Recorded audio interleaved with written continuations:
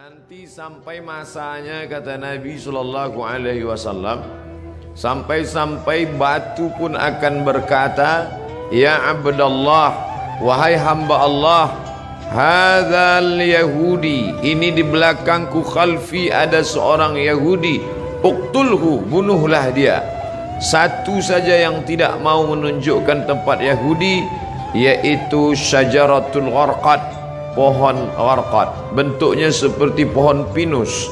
Alhamdulillah, ketika saya sampai di kota Rafah, ini Mesir, ini Palestina, lalu ada satu kota bernama Rafah dibagi dua, perjanjian damai antara Mesir dengan Israel, maka mereka ambil setengah dan diambil oleh Mesir setengah.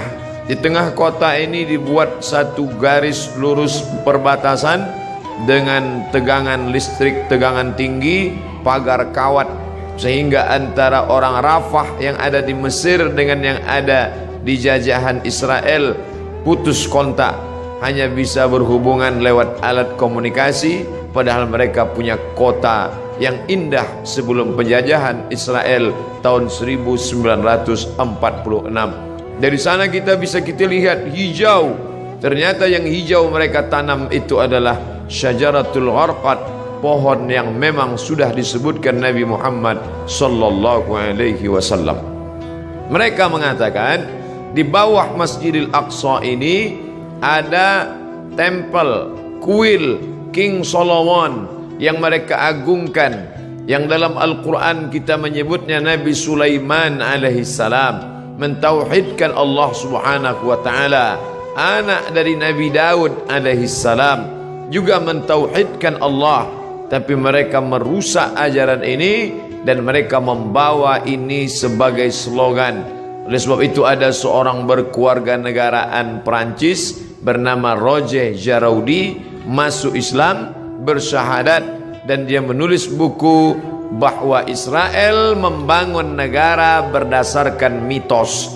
Maka pemerintah menangkap Roger Jaraudi, dipenjarakan, tapi dia puas karena dia sudah mengungkap bagaimana kebatilan Israel.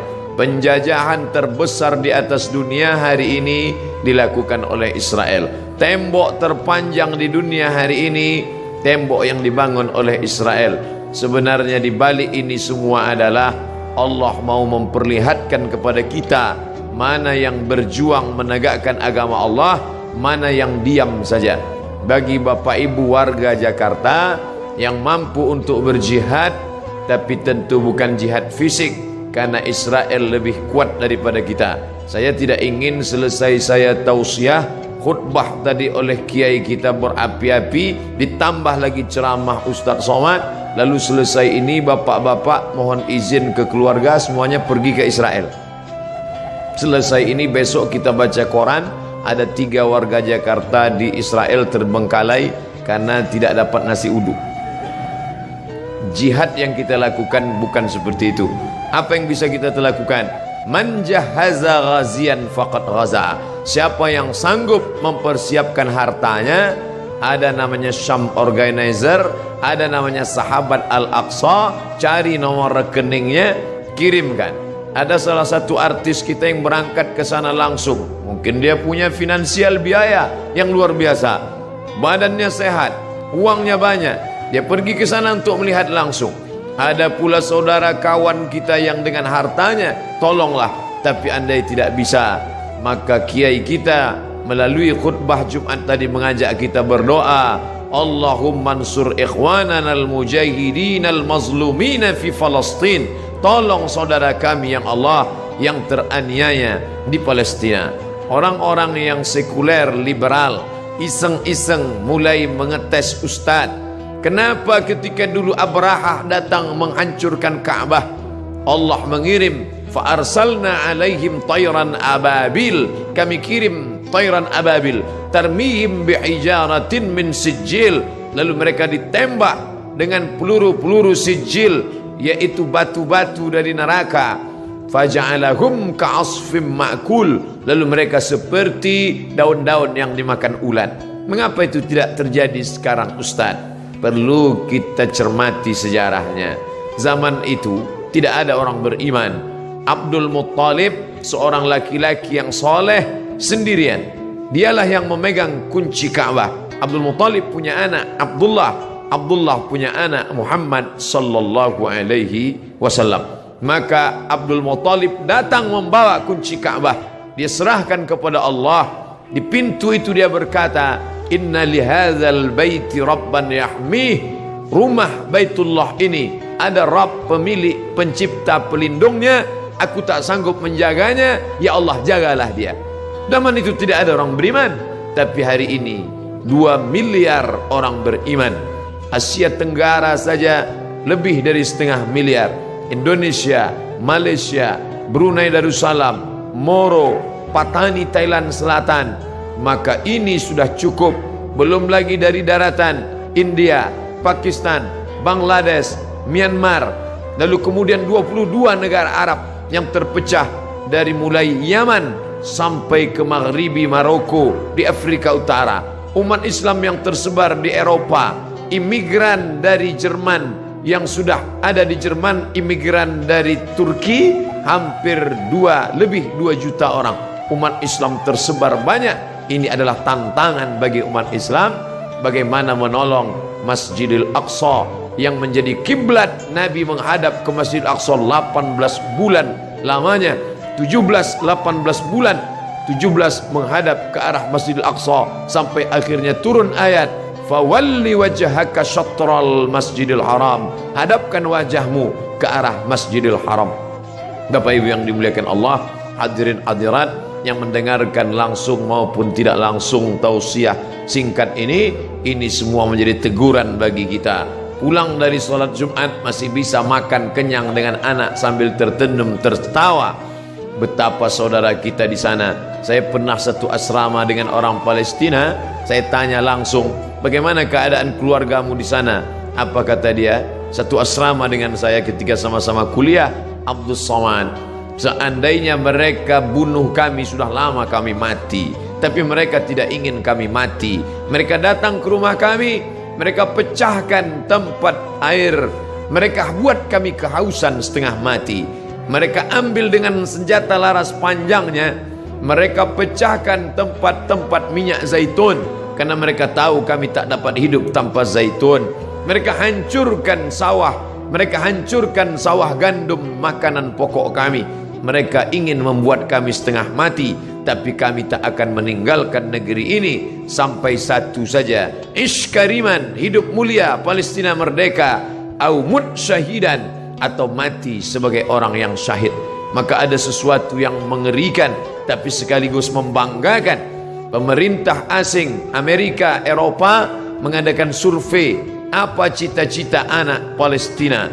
Di tempat kita cita-cita ingin menjadi dokter, cita-cita ingin menjadi advokat, cita-cita ingin menjadi pengusaha sukses. Tapi cita-cita anak Palestina lebih 90% cita-citanya ingin menjadi seorang yang mati syahid. Maka apapun profesinya, ish kariman, kalau kau hidup, hiduplah mulia. Au mut syahidan, kalau mati maka mati syahid. Maka pemerintah Mesir lewat masyarakat muslimnya membuat slogan mempertahankan makanan produk Islam, tidak membeli produk-produk dari Israel yang sekian persennya dibelikan untuk peluru membunuh saudara-saudara kita. Uangnya uang kita, kita yang memakai, dari deterjen sampai sikat gigi, sampai tekstil, sampai alas kaki.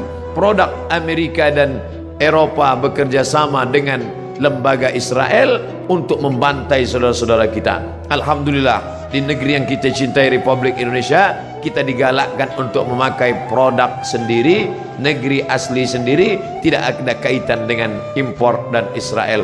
Maka kembalilah kepada produk-produk kita, karena sedikit banyak kita sudah menyumbang membeli peluru untuk menyobek jantung saudara kita. Ini bukan masalah nasionalisme.